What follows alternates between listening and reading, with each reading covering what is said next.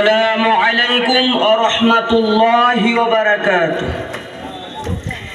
إن الحمد لله وحده والصلاة والسلام على من لا نبي بعد أما بعد فأعوذ بالله من الشيطان الرجيم بسم الله الرحمن الرحيم وإنك لعلى خلق عظيم على ما من شيء يوضع في الميزان أثقل من حسن الخلق الحديث.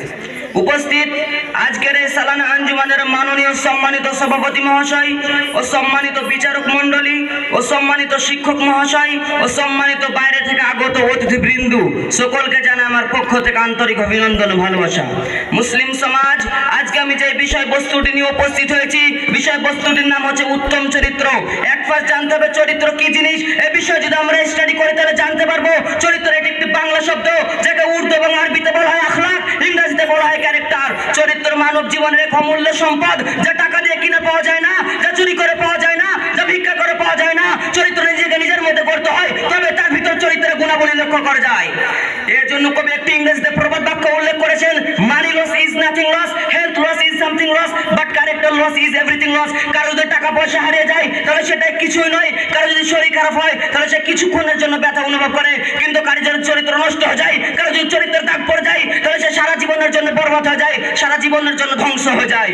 রাসূল সাল্লাল্লাহু আলাইহি সাল্লাম ছিলেন সৃষ্টির সর্বশ্রেষ্ঠ চরিত্রের অধিকারী। এ ব্যাপারে একটি ছোট্ট উদাহরণ দিলে বুঝতে পারবেন। আমাদের যখন স্কুলে পড়াশোনা শেষ হয়ে যায় তখন আমাদেরকে একটি স্কুল সার্টিফিকেট দেওয়া হয়। অনুরূপভাবে আল্লাহ তাআলা রাসূল সাল্লাল্লাহু আলাইহি সাল্লামকে উত্তম চরিত্রের সার্টিফিকেট দিয়ে এই পৃথিবীর বুকে পাঠিয়েছেন, এবং আল্লাহ তাআলা কোরআন মাজিদের মধ্যে বলেছেন, সূরা কালাম আয়াত নম্বর 4, সূরা নম্বর 68, ওয়া ইন্নাকা লাআলা খুলুকিন আযীম। হে নবী, নিশ্চয় আপনি মহান চরিত্রের অধিকারী। এছাড়া আল্লাহ তাআলা কোরআন মাজিদের মধ্যে বলেছেন, সূরা আহজাব আয়াত নম্বর 21, সূরা নম্বর 33, ওয়া মা লাকাদ কানা লাকুম ফি রাসূলিল্লাহি উসওয়াতুন হাসানাহ। রাসূল সাল্লাল্লাহু আলাইহি সাল্লামের মধ্যে তোমাদের জন্য উত্তম আদর্শ রয়েছে।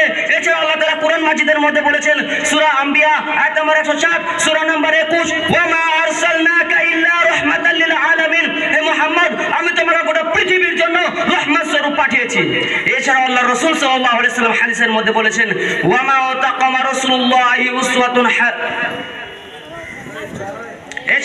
এছাড়া রাসূল সাল্লাল্লাহু আলাইহি সাল্লাম হাদিসের মধ্যে বলেছেন, মা মিন শাইইন ইউদাউ ফিল মিজান আকবারু মিন হুসনিল খুলক। উন্নত চরিত্রের চেয়ে, উত্তম চরিত্রের চেয়ে ওজনে আর কোনো আমল ভারী হবে না। সহিহ বুখারী হাদিস নম্বর 958।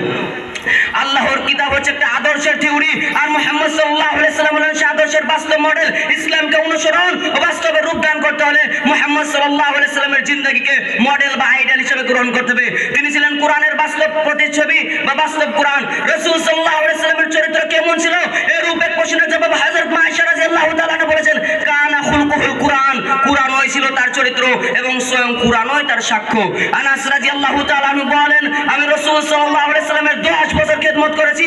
রাসূল সাল্লাল্লাহু আলাইহি সাল্লাম আমাকে মারা তো দূরে থাক, একটা ধমক দিয়া তো দূরে থাক, শব্দটি ব্যবহার করেনি। কত সুন্দর ছিল আমাদের নবীজির চরিত্র, কত নরম মনের মানুষ ছিল আমাদের নবীজি।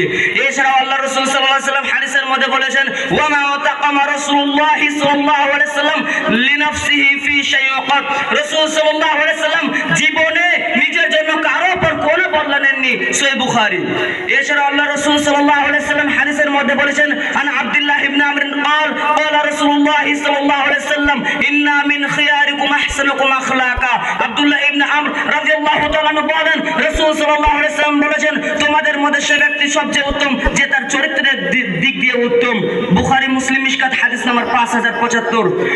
অত্র আয়াত এবং হাদিস দ্বারা প্রমাণিত হয় চরিত্র এমন একটি মূল্যবান সাবজেক্ট, চরিত্র এমন একটি মূল্যবান সাবজেক্ট যা মানুষের আসল পরিচয়কে ফুটিয়ে তোলে।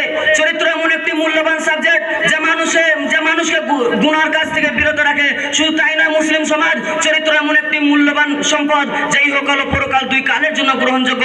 তাই পরিশেষে আল্লাহর কাছে আমি এটাই কামনা করি, আমরা সকলে যেন চরিত্রবান হয়ে বেঁচে থাকতে পারি। আমিন। আসসালামু আলাইকুম ওয়া রাহমাতুল্লাহি ওয়া বারাকাতুহু।